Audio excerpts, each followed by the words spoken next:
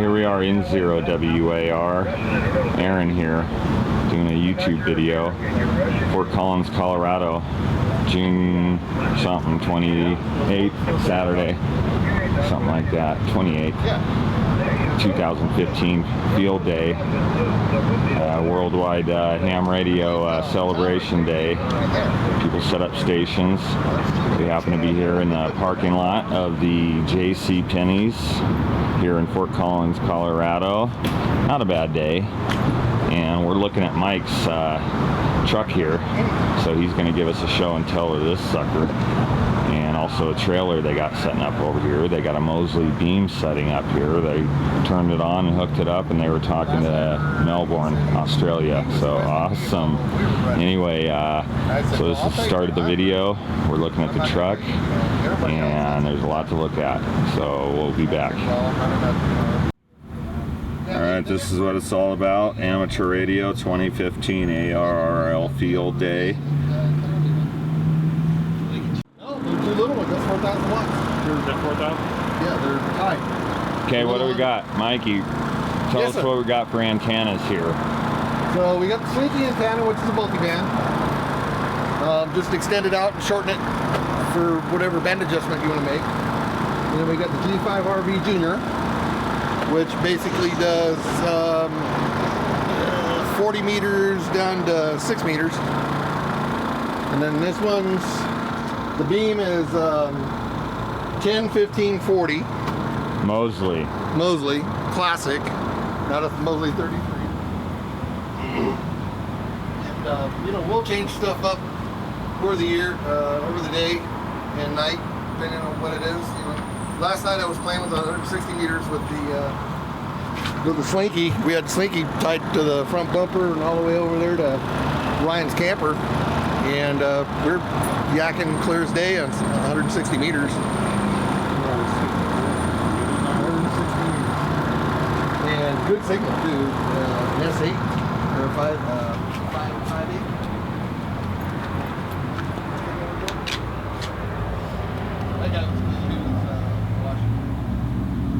Another first time I hit Washington. And I've never been able to hit Washington State. But I've never hit Australia. No. And no more than 5 minutes after we put that thing up, we nailed Australia, and I was just like, holy cow.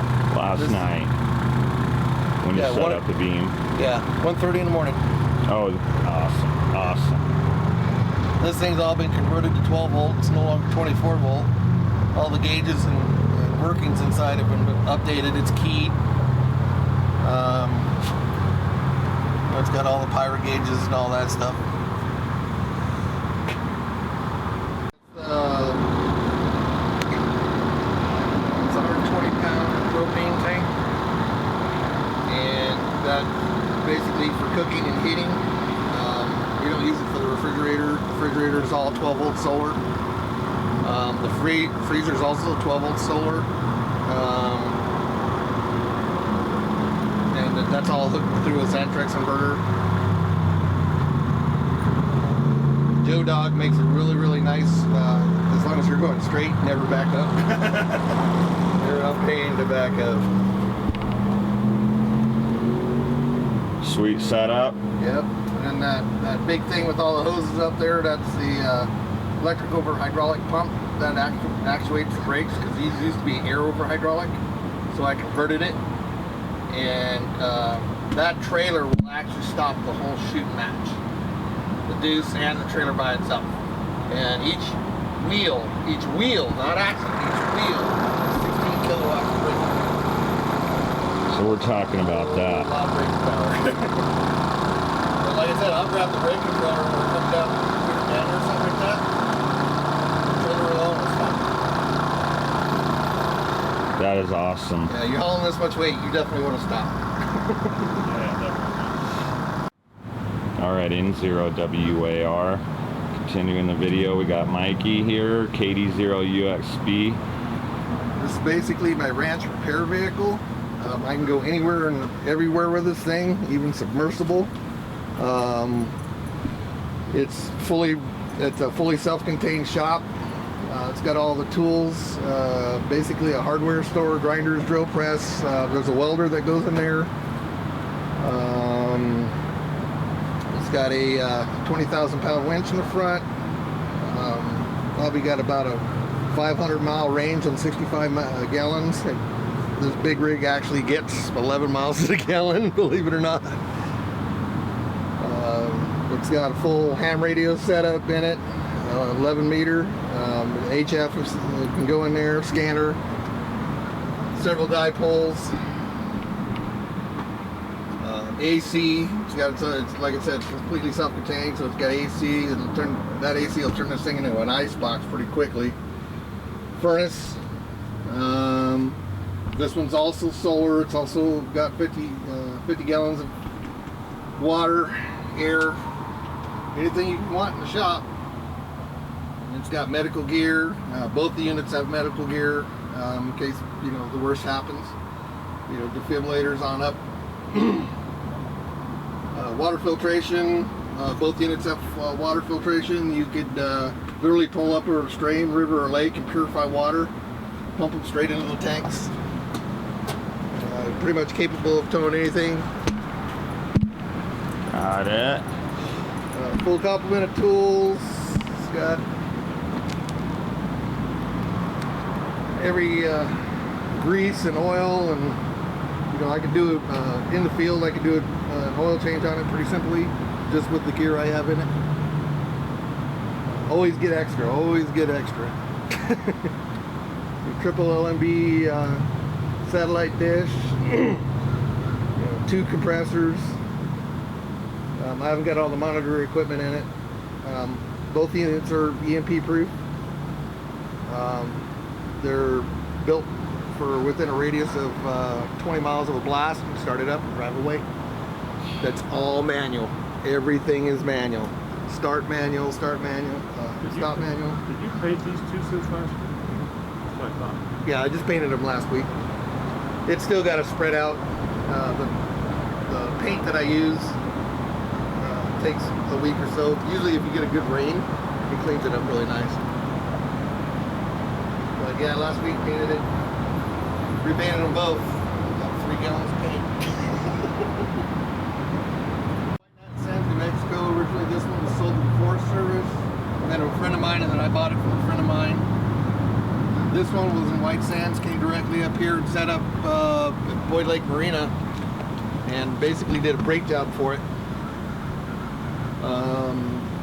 That used to be a teletype trailer built in the 60s for COG, a continuation of government. That had shelves all the way front to back and nothing but teletypes in it. When I got it, it was demilled. It didn't have teletypes, but it still had all the shelves and it still had the foam patch in it. You could literally drop the thing on a telephone pole, cut all the phone lines off, plumb it into this thing, and you'd be operating again. So pretty neat setup. So since then I've gutted it and took the 3-phase out, ran it to single phase, and unbeknownst to me, found out that every phone line in the thing was pure silver. And a lot of it. And 85 pounds of silver I took out of this thing. It's low resistance, high conductivity. So back in the 60s, silver was pennies on the dollar. It was nothing. So they used it for a while. Well, they used it for aircraft and space shuttles and stuff like that. But yeah, by the time I got ripping all the phone lines and everything out, I put it all in a box, and I was like, well, someday I'll strip 85 pounds of silver out of the thing. Good idea. But it's been fun. It's it's still a work in progress. There's still little things I'd like to do to it. I need to panel some stuff and paint some stuff inside, but we're almost there. I should get it done this year. The top speed of 60 miles an hour. The biggest hill will knock me down to 15, but I still got 2 more gears. I could literally go up a hill at 3 miles an hour if I needed to. The deuce weighs, with all the gear and everything fully loaded, the deuce weighs 17,000 pounds. And we just weighed the trailer yesterday on our way out, and she's pushing 9, believe it or not. So how many tons total? Oh, don't make me do math this early in the morning. That'd be 13 tons. 13 tons total. She's a heavy girl. Each one of them rims and tires is 250 pounds. Try flipping one of those on. And you can field change those things too. They're split rim. Tons just in the Yeah, there's a lot of the inertia wheels. in this rig. But yeah, this one, the Deuce has 5 batteries in it. That one only has the 2, but they're the great big D4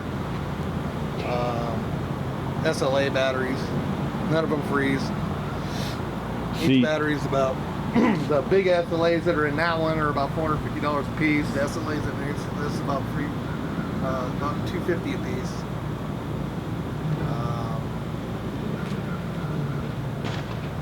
But it can run on a generator, it can run on solar, days. We estimate without resupply between the 2 rigs, I could probably operate 3 weeks by myself.